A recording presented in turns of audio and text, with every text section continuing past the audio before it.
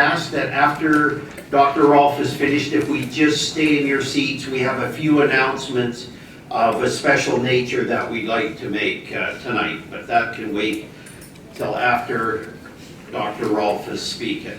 So, Dr. David Rolfe, the title is 20 Years Living with Prostate Cancer and Living Well, a survivor's story.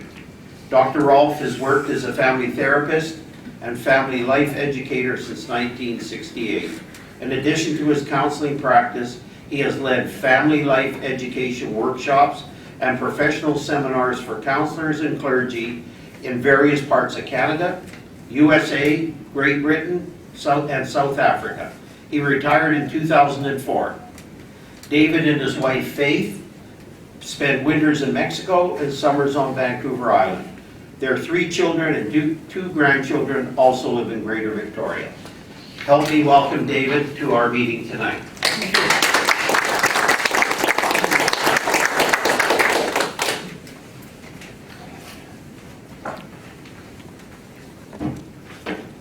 I'm very happy to see you all here.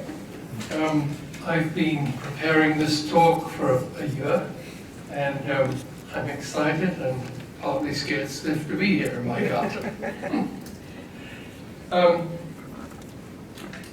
wanted to say to begin with, like many of the men here, I have to share a secret. I also am a prostate cancer survivor, and it's a very special club we're in.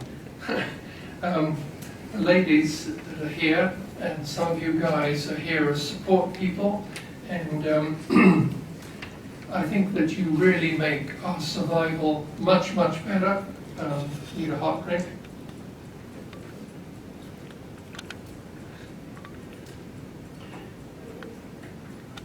I really think that at times with the, if you like, the fight with prostate cancer, you guys carry us, and if you ladies are anything like my wife, you're worth your weight in gold. So thank you for the good work you do. I have a particular perspective I'm coming from, and my starting point is that the diagnosis of prostate cancer is not a death sentence. The diagnosis of prostate cancer is a wake-up call to live life fully, to cherish your friends and relatives, to enjoy the beauty around you, and see if you can't better the lives of other people. I hope I can make this perspective clearer for you as I share my story and a few additional things this evening. A comment about the psychology of men facing prostate cancer. We're talking about a part of the body that doesn't often get talked about in the context of cancer. Next time somebody talks to you about their cancer, take a look at them. There's a difference between men talking about lung cancer, for example, and talking about prostate cancer or penile cancer or testicular cancer or bladder cancer. And I want just quickly to review where this perspective comes from. All of us are being confronted to reconsider our sexuality now that we've been subjected in our sex organs to the scalpel, to radiation, hormone therapy, brachytherapy.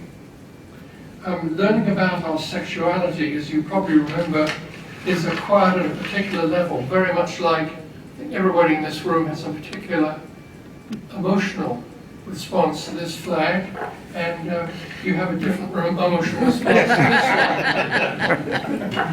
one. It's that level where our sexuality is sort of stored. And it's, any baggage we carry from our budding sexuality in our childhood only gets in the way of doing the work that we're wanting to do, to grow beyond the diagnosis of prostate cancer and to live life fully and deeply and richly with longevity in our perspective. Actually, we don't need to carry any baggage from our past. I wonder, do you remember being an adolescent? Okay, good. You remember, particularly for guys, I can't speak for the girls, but do you remember, guys, the jokes about sex and bathroom humor? Remember that? Some guys at my school I went to could turn every conversation into a dirty comment. They're very good at it. What about sex education at school? Do you remember that? No? None of the above. None of the above, okay. Have you heard of Peter Ustinov?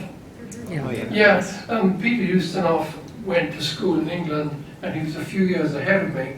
And in their wisdom, the British government decided that all schools would provide sex education for students.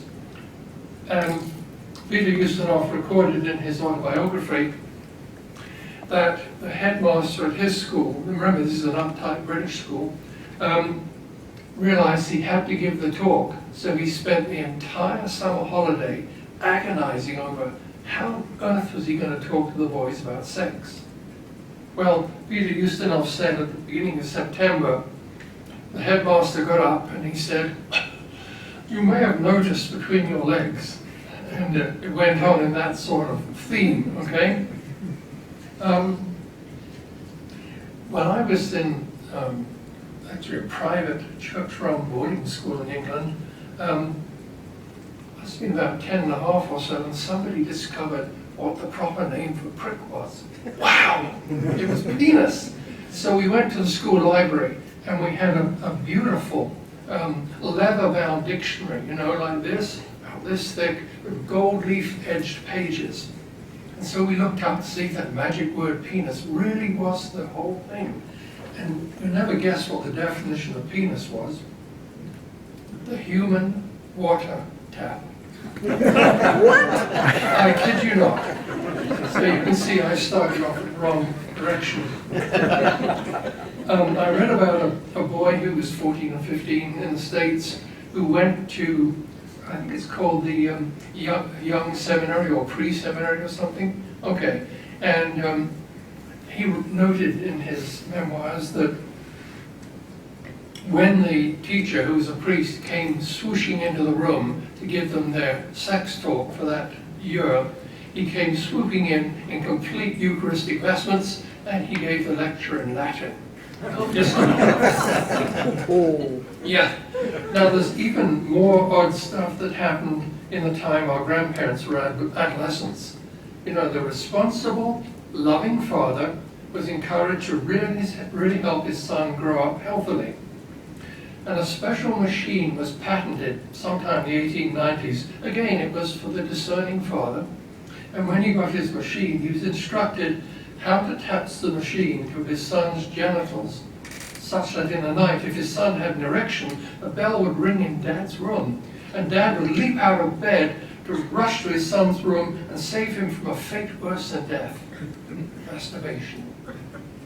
The fact that most adolescent boys have several erections during a normal night of sleep, whether they want it or not, you may remember that, would have meant sleepless nights for the good father.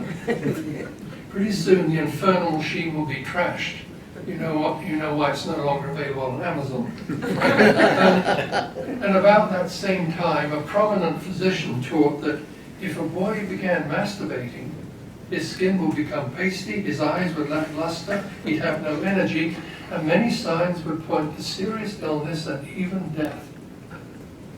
So theoretically, many of our grandfathers died somewhere between age 12 and age 16. I think the trouble is that when many of us were growing up, the background message was, sex is dirty. Save it for the one you love. How many of you gentlemen were fortunate enough to have your own dad inform you about sexuality? Anybody?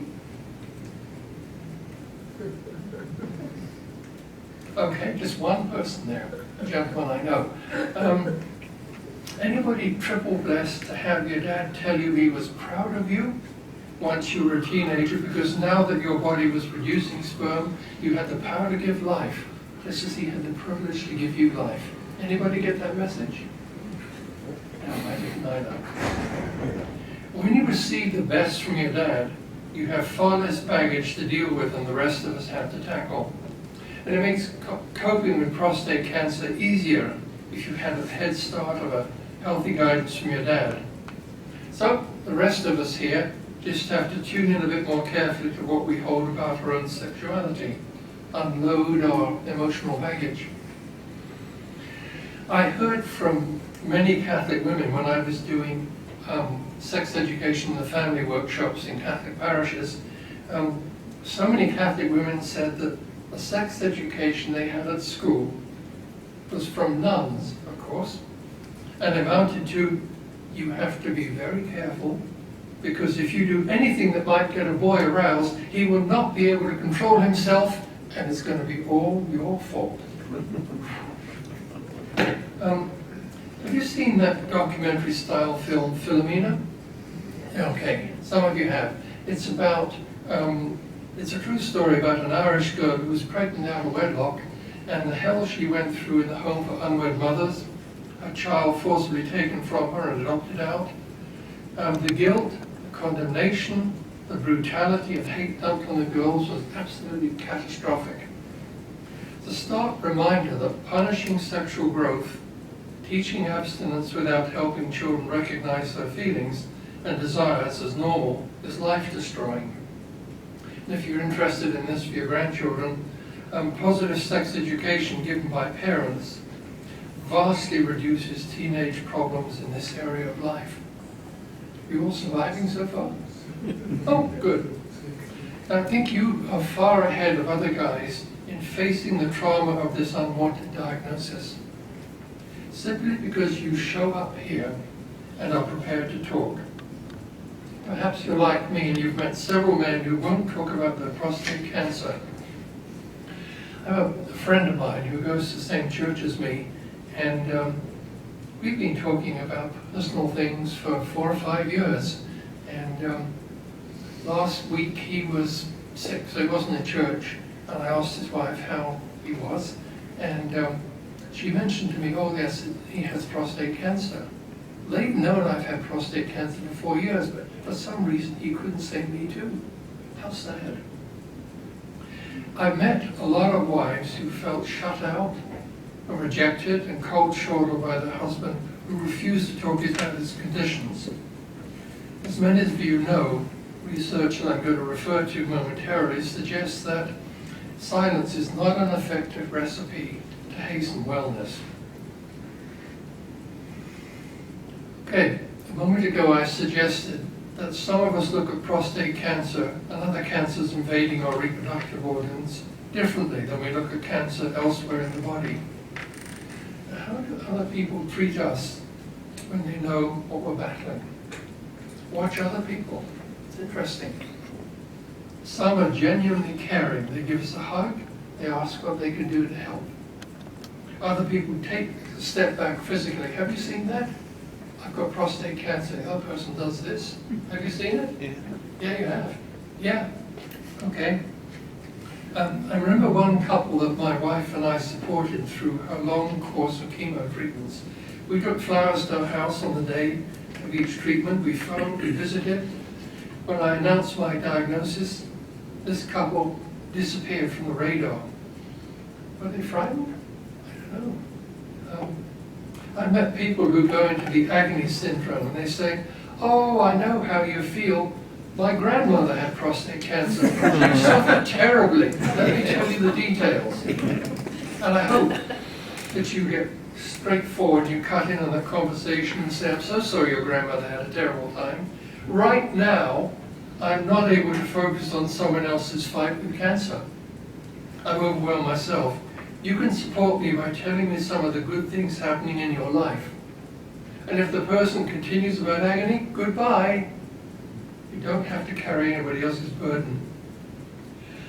I remember one fellow student when I went back to university after my late wife's death. I got funny vibes in this guy.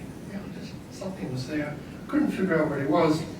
And then finally he looked me in the eye and he said, you know, I don't like being around you, because when I look at you and know what happened to you and your kids, I'm frightened the same thing that happened to me. I want to steer clear of you. He was honest.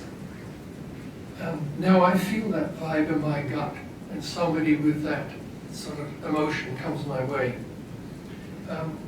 I believe many of us have had that sort of conversation, although the words have been silent. But the fear and the distancing are real.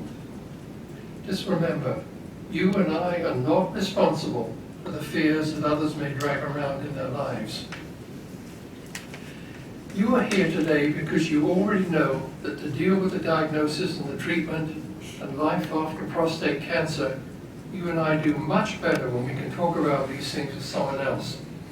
More than that, you and I very much need to be able to tell our story to somebody who believes us, and you get the feeling that you're believed. It's not about facts, it's about having my perspective believed. And the other part about it is, when you're telling your story, you need to be able to listen to the emotions that are going along, and the underlying feelings that you talk about when you're on your journey, and to hear our own anger and fear and worry and self-doubt and fear about death, all these painful emotions that no one wants to entertain. It's important. Perhaps you've heard somebody tell their story without emotion. It's rather like reading out a bus timetable. There's no real health-making talk that does not allow the feelings to open up and be validated by the listener and also by the speaker. And I wonder, do you listen to your own mood when you talk about your journey? Are you aware of what's going on in here when you're speaking? Times it can hurt like hell. It can scare the shit out of you. But in this terror comes the appreciation of your life and the beauty within you, despite all the scars, the core of you that your family love and cherish. It's worth facing the pain to nurture this bedrock foundation of life and relationships. And sadly, you know this as well as I do, many men have learned that it's not manly to have emotions, especially strong emotions, other than anger. And it's certainly a sign of weakness to open up about these feelings. That's what we've learned. Today's a good day to speed up the progress in undoing and throwing out this culturally induced perspective. We have to get skilled at breaking rules. Now for a moment, how about the way you and I respond to other people with cancer? Nick Fleming wrote an article in The Guardian sometime last year. He said, how do I support a friend with cancer? He said, be there for them. Friends may avoid the patient because they have difficulty coping with the news. It's better to be present for the friend with the diagnosis, better to say the wrong thing than to say nothing. And when you visit somebody, take cues from the patient. I visited a friend of mine just before I came here this evening, and he met me on the doorstep. So I knew that was a hint, I'm not inviting you in. So we talked briefly, and I said, can I give you a hug? Yes, please. So I gave him a hug. See you later, man. You know, you can do this. As one patient commented to Nick Fleming, quote, I felt like I had this darkness inside me. For me, talking about it was a way to combat that, to disempower that, to let those dark thoughts out. On the other hand, it's not helpful if somebody says to you, oh, don't worry, everything's going to be fine. Try not to give unasked for advice. Avoid describing someone else's experience of cancer, and please don't say, I know how you feel. I mean, because often people say, I know how you feel, and it's actually a covert way to shut somebody down. Oh, I know how you feel. You don't have to tell me any more details. Shut up, you know. Don't take their moods personally. Don't push them to talk. Nick said it's hard to tell people about the illness. I just wanted friends to phone me and say, that's awful. I'm so sorry. I love you. When your friends do things that show that they're there for you, it empowers you, it gives you energy. People just finding the time to show they care was probably the single most important thing for me. That's what Nick said, and that's my story too. And I wonder, Do you all have a network of friends who reach out to you? I hope you do. Have you told your friends, please call me? Hearing your voice helps me feel better. Please join me for a coffee or a beer or wine. Can I join you when you go for a walk? And you discover who your real friends are in a hurry. I want to tell you a bit about some research of having a support network. In a sense, you already know about this and your feelings, but it's worth knowing some research. There's an article in the 2013 Journal of Neuropsychopharmacology. It's Dr. Kingston, who studied the group for 7.5 years and found that people with a strong social relationship network had a 50% lower chance of death across the average study period. Can you believe that? Just having friends in touch gives you a 50% better chance. Wow. And there's another article about a little town called Frome in Somerset, England, and they have what's called the Compassionate Frome Project. Volunteers checked in with people who lived alone, visits, phone calls and all that. And in the time period this was running, the emergency admissions at the hospital dropped 17%, whereas over the rest of the country, the emergency admissions were up 29%. So just by staying in touch, you don't need to be alone. There's another article in The Guardian last year written by one of the columnists saying, I have prostate cancer, but I'm happy. Didn't expect that, did you? He writes, do not let fear rule your life. There are, I believe, 3 steps to overcoming fear. Name it, normalize it, socialize it. He who must not be named is diminished by being identified and diminished further when he becomes a topic of daily conversation. There's a couple of other studies that were published, one in Age and Aging, and this was done on a group of civil servants in England, and the question was, when do you think old age begins? Depends how crappy you feel living. And interestingly, the people who thought that old age began at 60, as opposed to those who thought it was 70, the ones who thought it began at 70 had an improved health and they lived longer than those who thought 60 was the start of old age. So what's your perspective on aging? My plan is to see my granddaughter graduate from university. I'll be in the mid-90s. See you there. The second study was published in Human Psychology a couple of years ago. They studied 61,000 people over a period of 21 years, so that's a good sample size. This is very interesting. The people who thought they did less exercise than their peers, even when the actual amount of exercise was the same, the ones who do less died younger. The ones who thought they did died younger, had more illness, and yet the actual amount of exercise was the same. So in your perspective. So there's plenty of help for healthy reflection. I remember distinctly when I was 55, 56. My dad died when I was 56. When I arrived close to his death age, I felt a strong fear I was soon going to die. I was not likely to outlive his age. Even though in my profession I knew about these anniversary type reactions that people often experience. Being in it myself was still very upsetting. I talked with my wife repeatedly, and that helped me over the hurdle. As you may guess, she and I have had many, many talks after I began my battle with prostate cancer, and we still do have talks. Before I share my personal journey, I have a question. Ladies, I wonder, do you have your own support network? People who hear you and build you up with gentleness? I hope you do. Okay. People you can be openly open with. How about you men? I hope you have a private support network. I'm not going to ask you to raise your hand, but I really hope you do.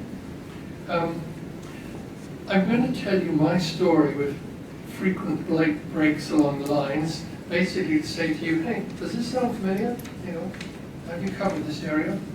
What I'm doing really is I am trusting you with my journey. I'm trusting with my story, hoping this will motivate you to trust your own story to people who support you. One of the unpleasant side effects of having prostate cancer diagnosis for some of us is feeling tainted, incomplete, damaged, ashamed, even infertile. It's a hugely painful burden that must be dumped, not hidden or repressed. If you like, the people here sitting next to you, whether you know them or not, this is your training ground, your chance to try out your story on people. Practice on each other, then go back to your personal community. This evening I'm going to review my medical and physical and personal family history with you. I'm trusting you with it. My purpose in doing this is to encourage you to examine your own history. I hope you look at yourself, see where you told your story, and identify the listeners who give you the feedback of being believed, and when you've tuned in with your own feelings about the topic being talked about. I hope you give yourself credit and affirmation for all those areas that I mentioned that seem like what you've gone through, and where you've shared your story with a trusted listener, where you've heard yourself and have been able to move beyond being held down by the pain and the shock. Okay, my story, 1998 or so. This may sound familiar. I was feeling the urge to pee, but increasingly it was a slow process, not satisfactory. My doctor did a DRE, vaginal rectal exam, yuck. And he said, oh, benign prostate hypertrophy. You're getting older. This often happens. Thanks a lot. He recommended selenium and saw palmetto and lycopene and cranberry juice and vitamin E and lots of water. And I was sort of better for a while. A real turning point was when we were having our summer vacation in the year 2000. My wife and I were sitting on the beach at Saratoga Beach Resort near Campbell River, and the kids were off doing their thing, Suddenly I had to pee. Now! More urgent than usual. Now! I dropped my book, I ran to the camper to get the bathroom key. Of course, no key. One of the kids had the key in their pocket.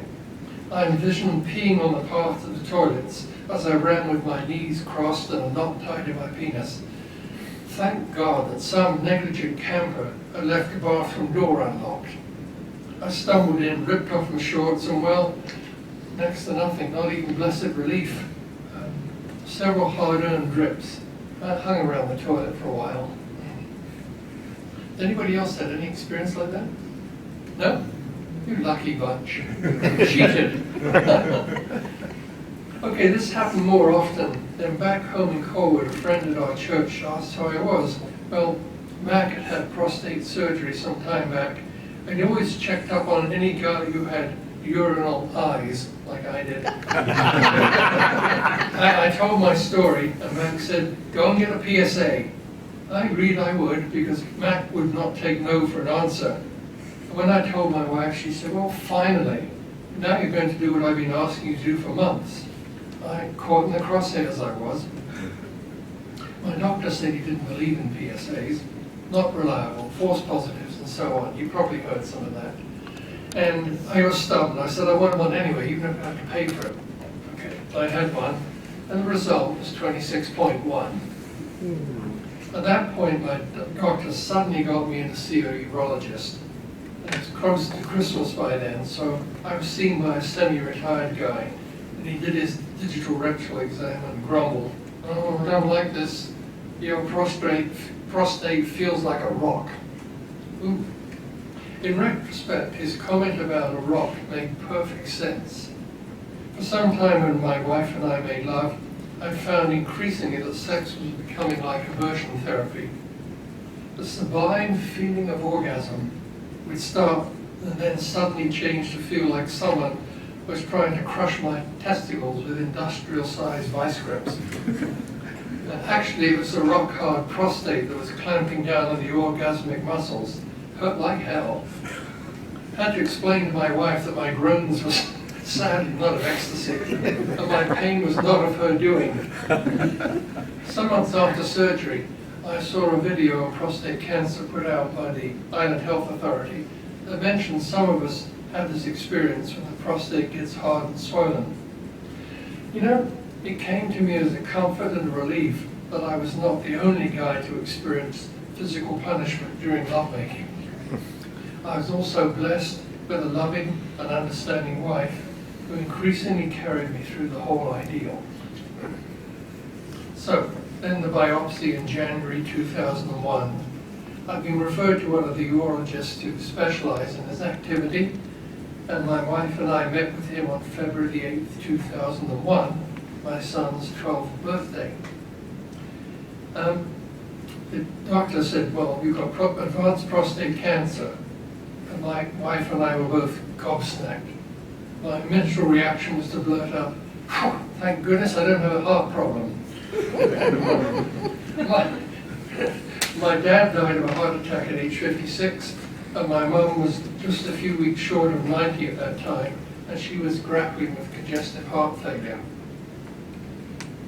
Anybody remember your first visit with that prostate guy who said you got it? Yeah. Well, we talked about a high Gleason score and the need for either hormone treatment to shrink the tumor followed by surgery, or hormone treatment followed by surgery. Lovely options. I was too far gone from brachytherapy, so my wife Faith and I agreed on hormones and surgery.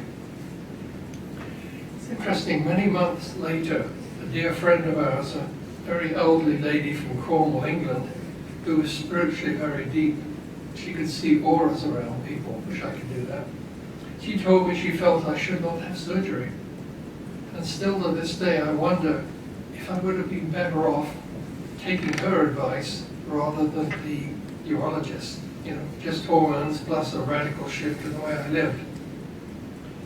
So, in that very first interview, maybe you remember this, the urologist had me on his table and brought out a double-barreled needle. I think it was one he borrowed from a friendly vet who worked with large animals. He stuck his needle in my abdominal wall, yuck. And he said he was very good at the surgery and anticipated getting all the cancer because it had not spread beyond the capsule. And I went home in a fugue state. You know, I didn't know how I got home. But the next months, which for me were February to October, were traumatic. The injection plus Casodex pills for 3 weeks quickly zapped my PSA down from 26.1 to less than 0.01. That was great. At first, I was so damn tired. I wanted to sleep all the time. My manual dexterity became basically useless. Trying to pick up a small nail in my workshop, so frustrating, couldn't pick the darn thing up. My balance was off. I fell off ladders, I fell off a chair, and I climbed up to get something out of an upper cupboard in our kitchen. Anybody else had that? No? You lucky bunch. I'd meet people I'd known for years. I'd recognize their face, and I couldn't recall their names. My memory was useless. I was irritable and short-tempered. I was too strict with the kids. I forgot things. I felt more and more useless. I felt sad, shocked, and gloomy. My wife was upset. She hadn't planned on being a widow. But she pulled herself up and handled the task of taking care of me and the children and keeping me from being a nasty father. Our eldest daughter was at university back east, and she said, hey, I'll drop out and come back and help. Thankfully, we told her her education was more important than coming home early. Our middle daughter was quite creative. She wasn't getting her schoolwork done, and she told her teachers she just couldn't get the homework done. Her dad had cancer, and now she had to do so much housework, so much cooking. We discovered her level of creativity in devising stories to avoid homework. And this one came to surface when we took her with us to meet the teacher. She was surprised to be found out. Our son was upset and anxious. Hanging in there? Yeah, good. The day before surgery, on October the 2nd, a friend of mine who's an Anglican priest invited our family and friends to join him at the church. And I was surrounded by family and friends. I was prayed for. I received the laying on of hands. Wonderful. I was totally at peace before I went to surgery. I came through it well, discharged a day early. And the surgeon came out of the operating room to tell my wife, he figured he got all the cancer. That was really good news. Whew. You know, the experience of lying in bed, all cathetered up and peeing without wetting the bed was normal. I had to go into emergency twice to get the catheter unblocked, and then the third time I ended up in the urologist office. He gave me a Valium, nice guy, turned on his monitor, and as Faith watched, he took a small stainless steel stick, like a hockey stick, and plunged it vigorously in and out of my penis to clear the blockage. He was enthusiastic. He just picked the monitor so we could watch his progress. He was the only one in the room having fun. 3 weeks after surgery, the biopsy results came back. The surgeon did not get it all. Suddenly, he was too busy to talk with me. I guess I ruined his statistics. He did not like to look at what was for him a failure, given his early assertion he would get all the cancer. In all this, he forgot to remember that his surgery would give me a new chance on life. Well, the next 3 or 4 months were very difficult.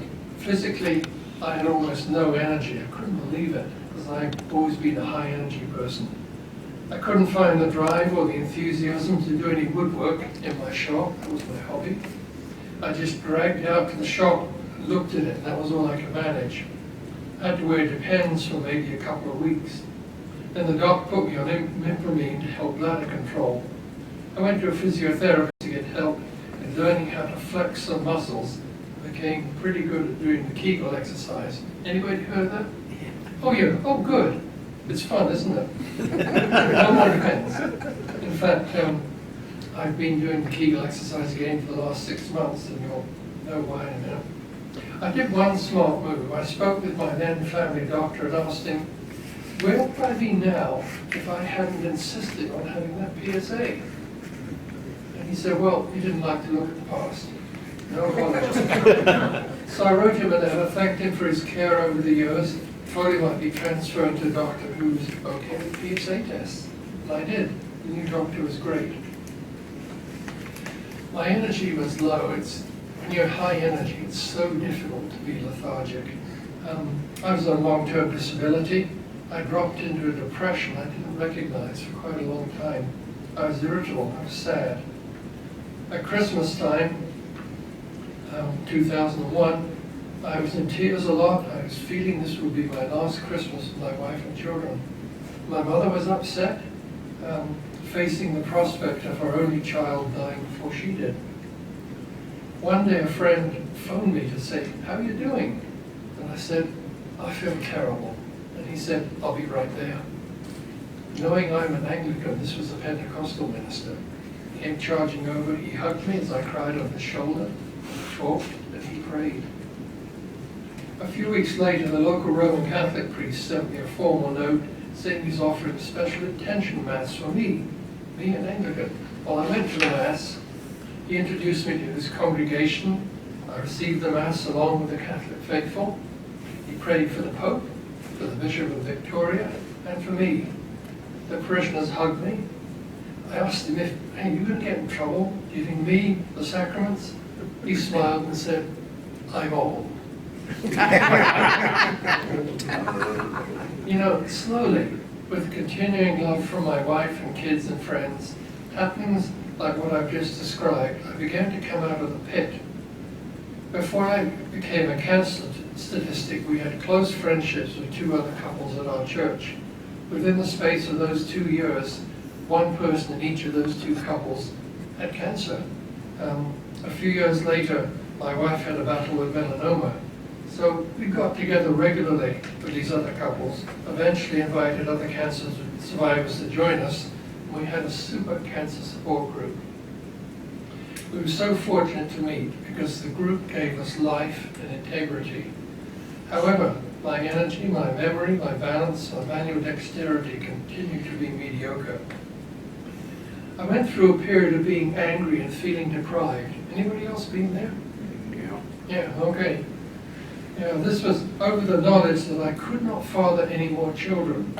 Rationally, my wife and I discussed adding a fourth child to our zoo and knew this would not be a good idea. Too much risk. My wife's pregnancy with our son would be the high risk. She'd spent weeks in hospital dealing with preeclampsia. Also, I was 60. I was told to be a father to a new infant. Looking back, I guess I was grieving the loss of something I didn't need. In 2001, I went to the cancer clinic to meet my oncologist, whom I had not previously met. It was not a good meeting. He was gloomy, he was unsupportive. He said I had probably 7 years to live from the surgery, maybe as much as 10, no more. And I was pissed off with him at the time, but I guess his prognosis would have been correct if my lifestyle hadn't undergone radical changes. And I told my friend Mac about that experience, and he said, change oncologist now. I hope you set it up. So Mac arranged for me to be seen by his doctor, Dr. Charles Ludgate. Anybody meet him? Yeah, lovely man. Had a really dry sense of humor. He conveyed optimism to me, a willingness to work for me for an open future. And I spent about 9 months in treatment, different places and types of injections, and then about 9 months out of treatment. It was like going in and out of puberty on a regular basis. I had moods, irrational, just like a teenager. One day I remember I cleaned the sink after shaving. I thought I'd done a pretty darn good job. But my wife said, could I please clean the sink in future? I went ballistic, just like I would have done at 14. She asked me very nicely, but I still blew my cork. I did apologize. Back in 2001, the surgeon had warned me that he might accidentally sever the nerve that controlled erections. Well, he did cut it. I tried Viagra, nada. But it did give me a headache. I was on imipramine to control bladder function, and it usually worked very well. Later on, I was to learn that I should not have stayed on this long term. It messed up my red blood count. From then on, I've been anemic. Feeling clever, I stopped the imipramine until about 2 years ago, and I woke up one morning having totally wet the bed. My wife was very nice about it, helped me load the washing machine. A couple of weeks later, I gave off another flood when I was standing at the sink brushing my teeth. Anybody else had that? No?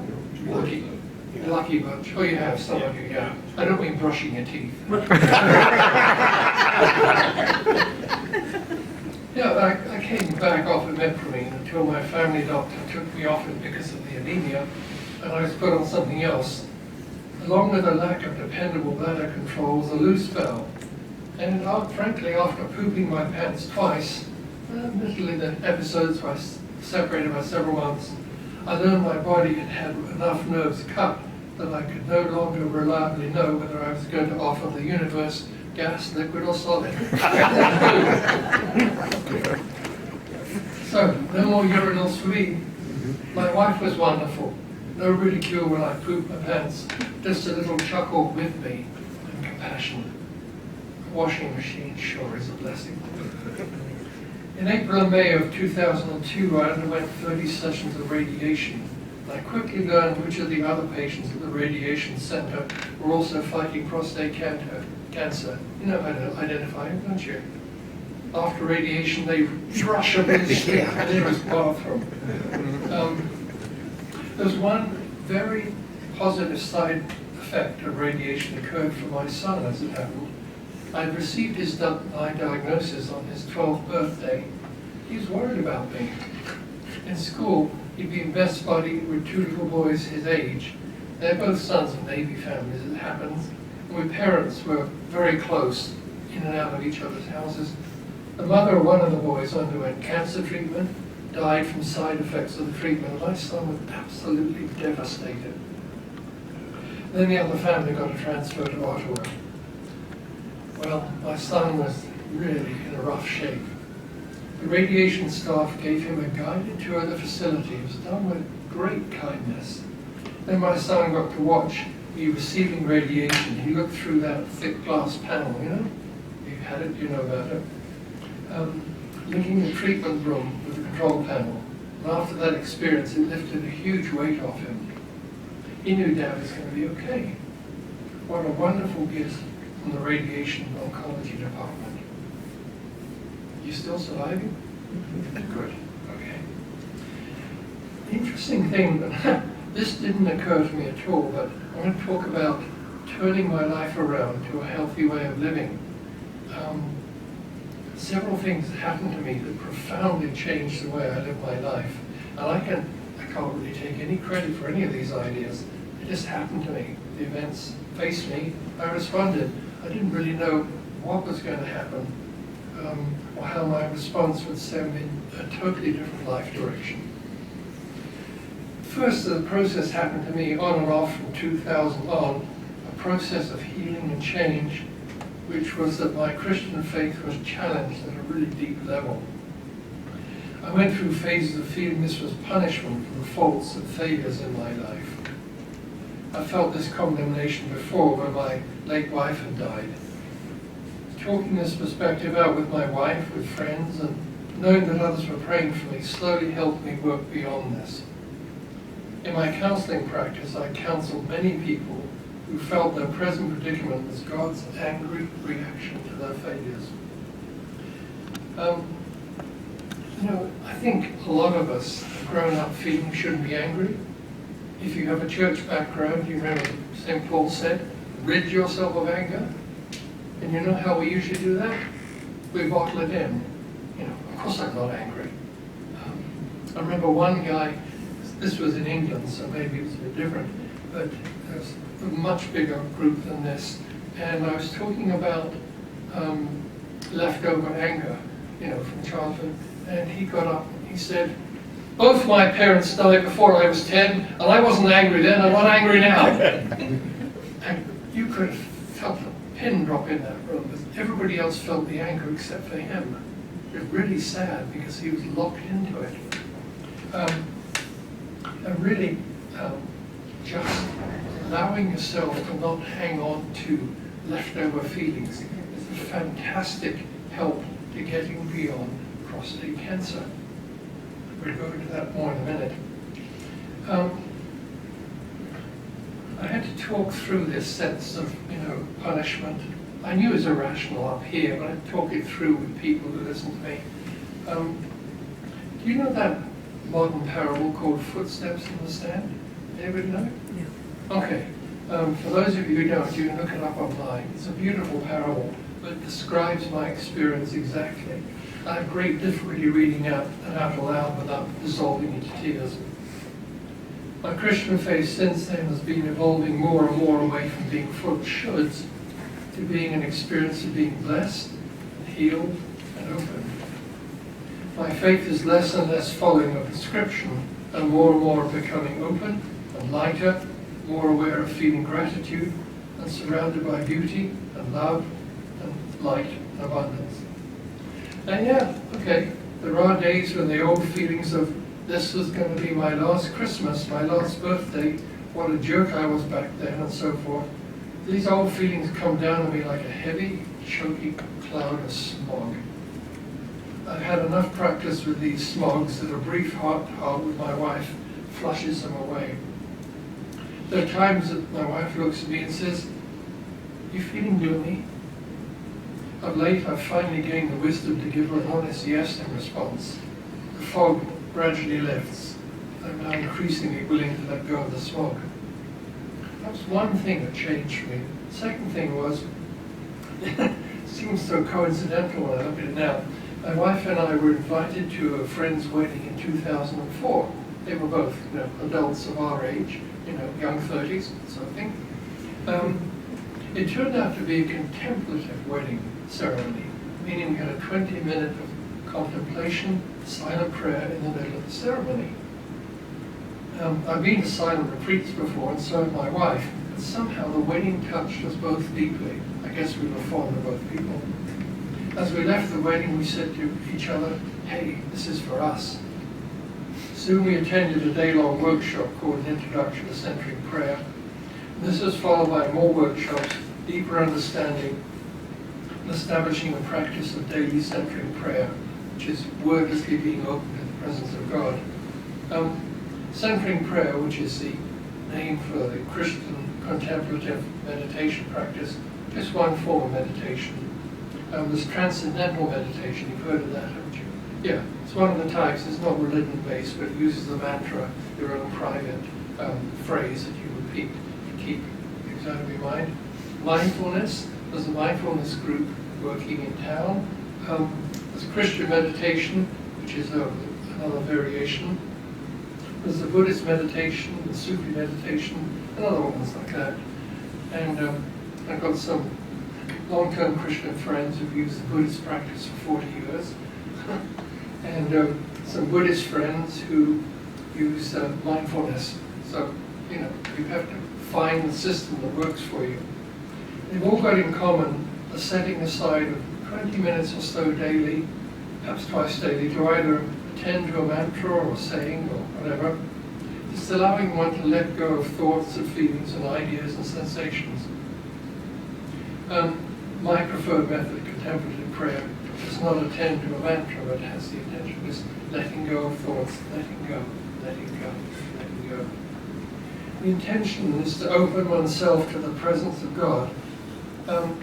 None of these practices aim to have an empty mind, okay? All of them recognize that we have phases of monkey mind. You know what that is? All this rubbish coming up in your head all the time.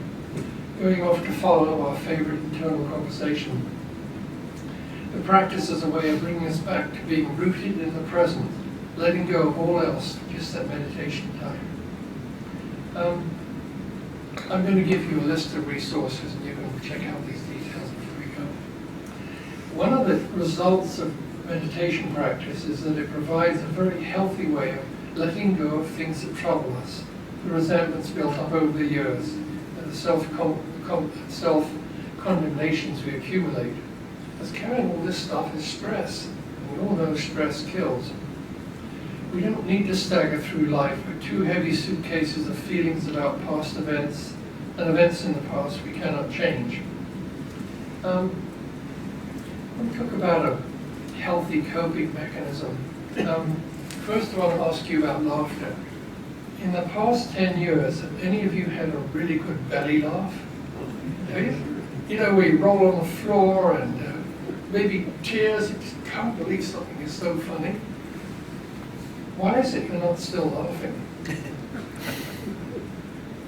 Well, you know why, don't you? Because then somebody tells a joke or you see something funny, your laughter goes whoosh, way up here, and then it dies down a bit and somebody says a key word, so it goes up again. You know, it's like this, and eventually, at the end, you're feeling relaxed, and you're so glad you had that laugh. Okay, you know that experience. All right? See, what else am I going to say on this? I'm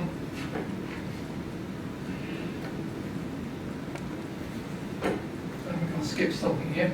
I want to teach you what's called a welcoming practice. And some of you know about this, but the welcoming practice is a healthy way to process the pain, the worry, the anger, and so forth. We need all our energy to battle prostate cancer so we can turn our lives towards living fully, enjoying our family and friends, and gratitude towards God or the higher power. And gratitude for the fact that we get the best care in the world for prostate cancer. Did you know BC has a better rate than any of the countries in the world, prostate cancer? No? Yeah, we do better. I want to do a test of the welcoming practice. Remember when I started talking, I said I'm full of excitement and also anxiety? Do you know why I did that? Because one reason is that some of you would have picked that up anyway. but I needed to hear myself say it so that it would wash away, and I wasn't going to be totally controlled by it. I'm going to show you what we do in the welcoming practice. Okay, anxiety, I feel you in my shoulders. Welcome, welcome. I can feel you in my shoulders. Welcome. You know what's happened to me? Yeah, my anxiety's gone down as I've spoken it. Okay, I want us to do a run through on this, and please try and do it, even if it sounds counterintuitive and stupid and scary. Try and do it. I want you to become aware of what feeling you have now and where it is, and quietly welcome it. I'm going to do mine again. You sort of copy me very quietly. You need to be able to hear your own voice. If you want to speak in a normal voice, fine, but just whisper it enough so that you can hear, copy me. Okay. Anxiety, I can feel you in my back of my neck. Welcome, welcome.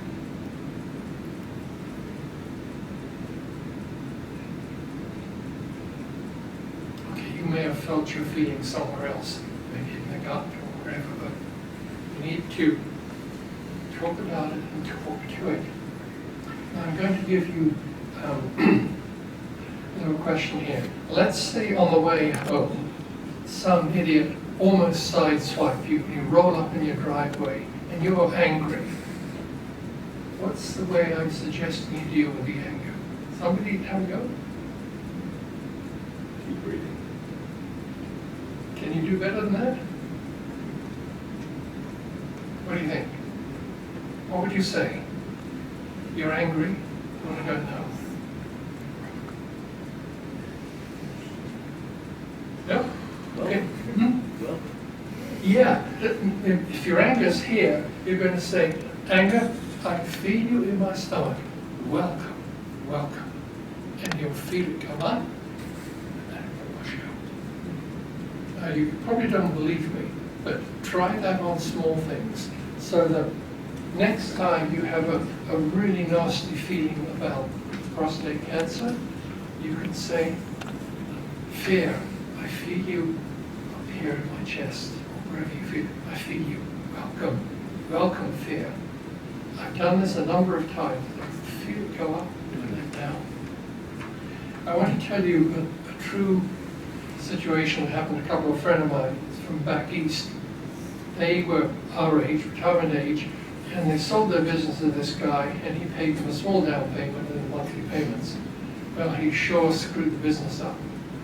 Within less than a year and a half, he'd driven into bankruptcy. So they had lost their retirement nest egg. They were done.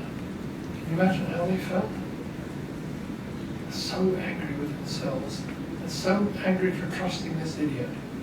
And I knew about the situation, and one day I was walking down the street. I met them in Mexico. I know them up here too. And I said, how are you guys doing? And they said, oh, so angry. And I said, if you want, I'll teach you how to unload the anger. So a couple of days later, they said, teach us. So we did this.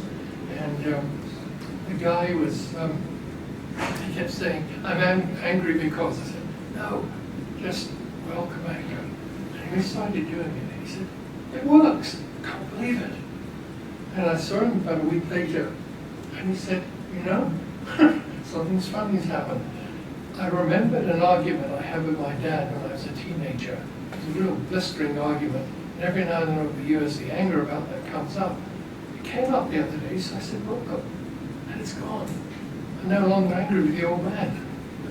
And the interesting thing was, when I saw him for the next few weeks, the lines were going out of his face.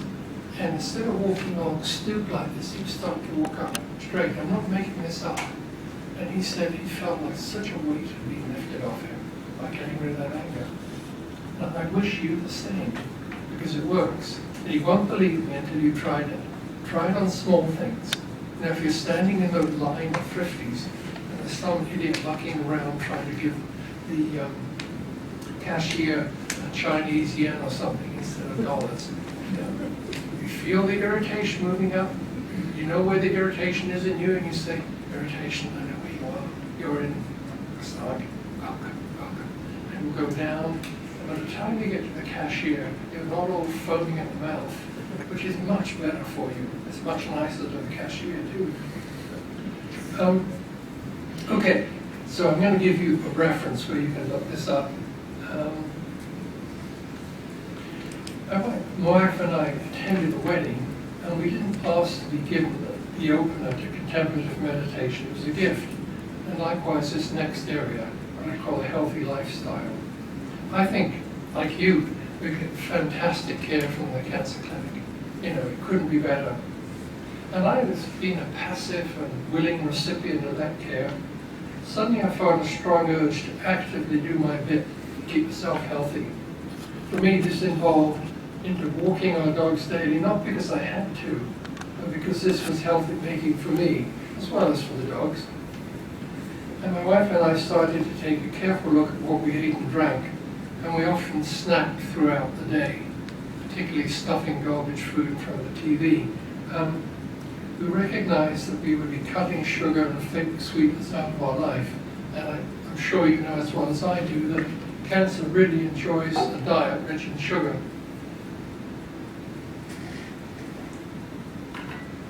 We've not been in the habit of drinking soft drinks or diet drinks, so avoiding these is no problem. We don't smoke, don't use tobacco products, don't use recreational drugs. So, you know, a lot of things that some of my friends grapple with, we didn't have to address. We spent several months using something called the Diet Doctor. Have you come across that? Okay, it's very high in protein, and actually it's quite expensive as you're eating huge amounts of food. Improved our diet, our blood work, but after about a year following, we've moved over to the Mediterranean lifestyle. Anybody come across the Piopi diet? No?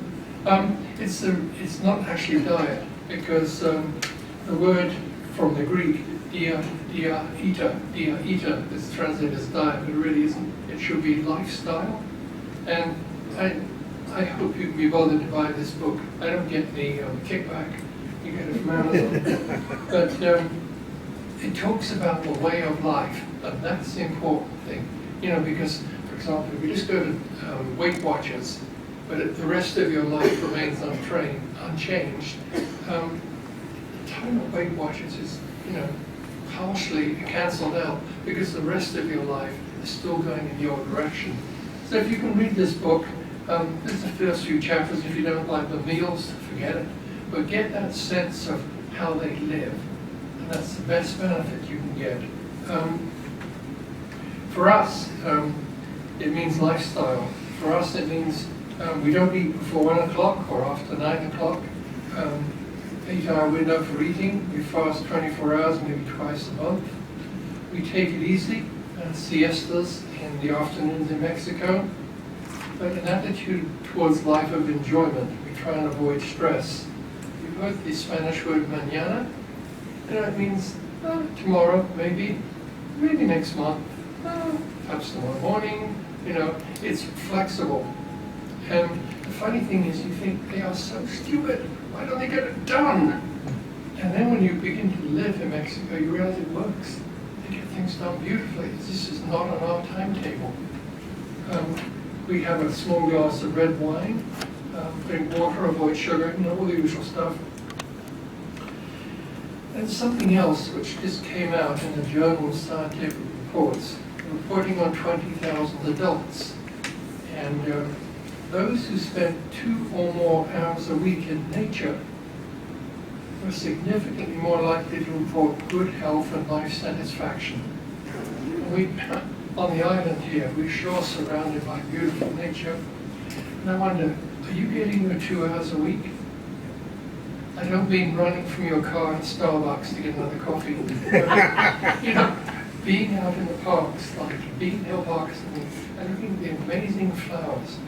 Because, hey, it's an easy way to get happiness, more satisfaction in life. And I wonder how you would describe your eating habits and your lifestyle. I wonder how your kids would describe your eating habits. That would be interesting. In 2009, my wife and I started to spend more and more time in Mexico. My PSA stayed down. I think it's great. At first I thought, well, they're not doing the test properly in Mexico. They screwed up. I mean, things are a little relaxed there. That's when to have an injection there, and they put me down on the table with the leg thing comes up. So I went lay down on the table, the leg thing collapsed, huge crash. My wife's thought I'd fallen over or been hit or something. But they just laughed and they put the foot straight up again, getting the injection. They're very relaxed. And I found that when my PSA went down in Mexico, it actually stayed down up here. I stayed out of treatment for almost 5 years, which is lovely. And also, while I was in Mexico, I collapsed on the beach one day. My friend, a Canadian doctor friend, took me into the local Mexican doctor. He just laughed at me. He said, "Oh, over-medicated, not americano." He was right. I was learning to relax in a way I'd never done before. I came back to Victoria. My family doctor took me off all 3 blood pressure pills, started me on a low dose. Great. The final thing I wanted to mention to you was, I guess I was the perfect type A syndrome lifestyle. You all know about that? Driven. I pushed myself academically and professionally. I took on much too much. I didn't relax. I did very well on the outside, but looking back, I can see that I was burning myself down to the foundation. Yeah, I knew all about relaxing. I could have written a book about it. As a therapist, I could help other people relax beautifully. I couldn't do it myself. And especially since the diagnosis of prostate cancer, being unstressed is vital. It's part of living the abundant life. You may have heard of that philosopher in the 60s who said, "No one on their deathbed has ever said, 'Oh, I wish I could have spent more time at the office.'" Work is not life. I had to experience this. Just knowing it isn't enough. I had to live it and see I was changing. My wife often asked me to relax, and I said, "Oh, I will, soon. I'll just get this done, then I'll relax." It took spending every winter in Mexico for 4 or 5 years to know the difference between taking it easy, relaxing, smelling the roses, and to know that this is radically different from being lazy. I heard some guy say, went into a store and I said, "Is so-and-so here today?" He said, "No, he's off today, being lazy." Ah, terrible attitude. Getting away from that sense of being still is lazy. That's difficult. In the 17th century perspective, the devil finds work for idle hands. Well, I was never idle. It felt wrong to be not doing. And I had that internal voice that said, "You should keep busy, get things done, don't waste time." I was excellent at doing instead of being. I now know in my being that I can be still, not active, reflective. I can be open to being present in the moment, totally tuned into someone else and to the beauty around me. And this is life. And the rat race, well, just for rats, not for me. I'm finally able to dump the idea that being still, not straining at the leash to jump up and do something, is not being lazy. This is being the hardest truth for me to grasp. I lose the perspective every now and then, but that's so as time goes by. Now I can feel right away when I go back into overdrive and get tensed up and impatient and emotionally turned off, all business. Get task-oriented, sort of cut off at the neck. I want to leave you with a perspective, and I want to leave you with 3 apparently completely stupid starting questions. First, as you look into your own heart, do you give yourself permission to be happy and healthy? Secondly, do you allow yourself to be comfortable outliving either or both of your parents? Finally, in your heart, do you allow yourself to enjoy life and relationships and nature?